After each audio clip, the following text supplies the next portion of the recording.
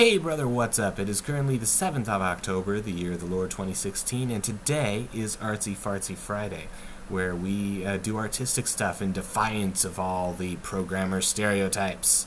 Screw the world and all that. Anyways, today I've been working on an image for the game, and so I thought we'd take a look, and you can see what I've been playing around with. So I'm going to switch over to the other view here and open up Inkscape. And lo and behold, I have a planet. I've been experimenting with a few things, trying to make what do we call it, the Alex technique more, a little bit more advanced. I've started putting objects onto multiple layers. So if I minimize everything here, I start with a blank screen with a black background because space is black and it's helpful to have that as a reminder when you're coloring things. And then you can see the image that I sketched and scanned in.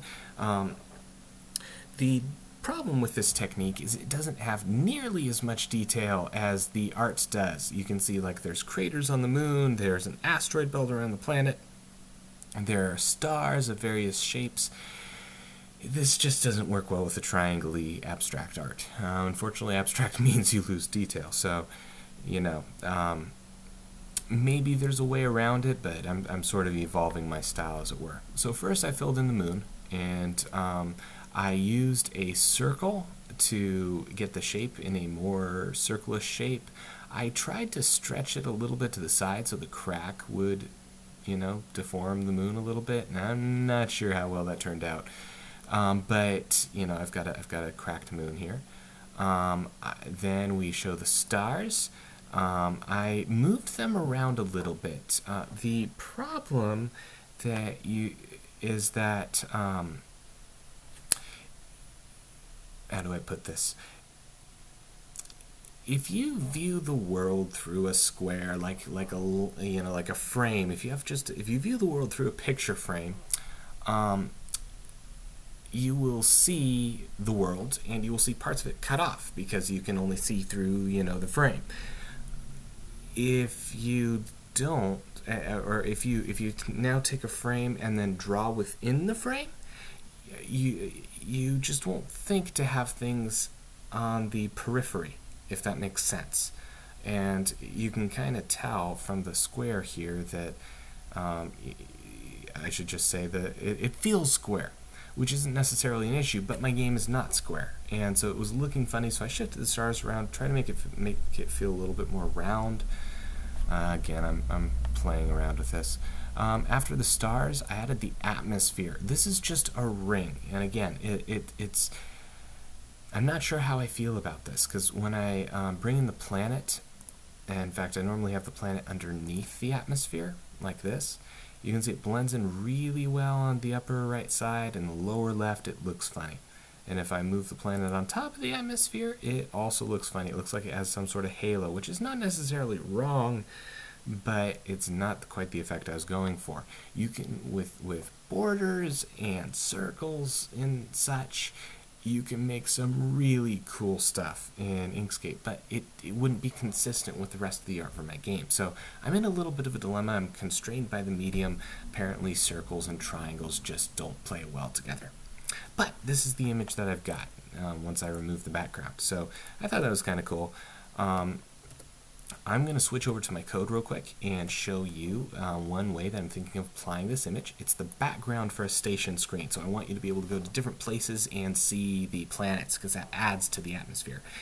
And so, I'm just kind of getting this ready. Now I'm going to tee up one and play around with it a little bit, and then I'm going to wait until December to really add more backgrounds and art and polish that, because it'll have to be accompanied by a polish of the UI, as you'll see here. I'm going to skip past the credits because they're boring, and whoa! I've got the planet, and I've combined a fade action, so it kind of fades into the scene, and and also it moves up. And so you can kind of see, the downside of this is that the stars, there's this box effect that looks funny. And so I need to play around with it more. One potential way, if you'll permit some coding during the video, is playing around with this effect a little bit. So I'm going to change it a little bit. I'm going to make it bigger than the screen, and then I'm going to make it slide up, and then I'm going to make it fill the page. We'll see what this looks like.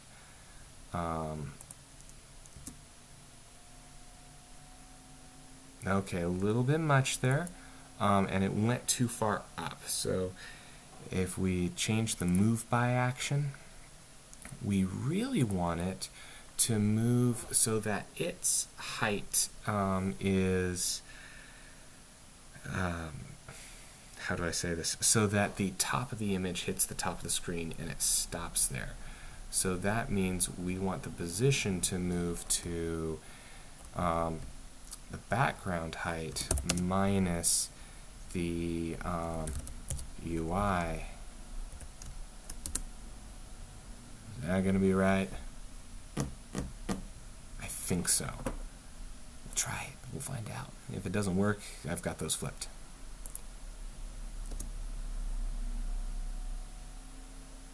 Yeah, I got them flipped. Let's try this again. We will reverse this.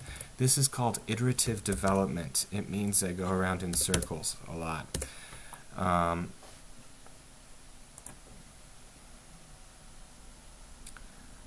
almost need a way to skip to screens. Okay, and that's completely wrong. Am I doing something wrong here? Oh, I'm moving it by. That would be problematic.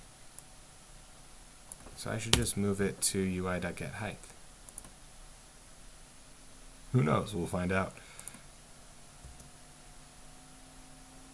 Yes, that's what I wanted.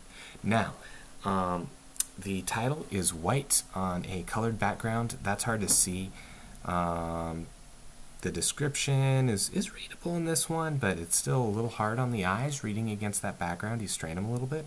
And then, the buttons themselves are fine. So I need to somehow add a background to the UI. That I don't know how to do. I'm pretty sure it involves changing the skin of the UI. And I'm just curious. Does this break my game?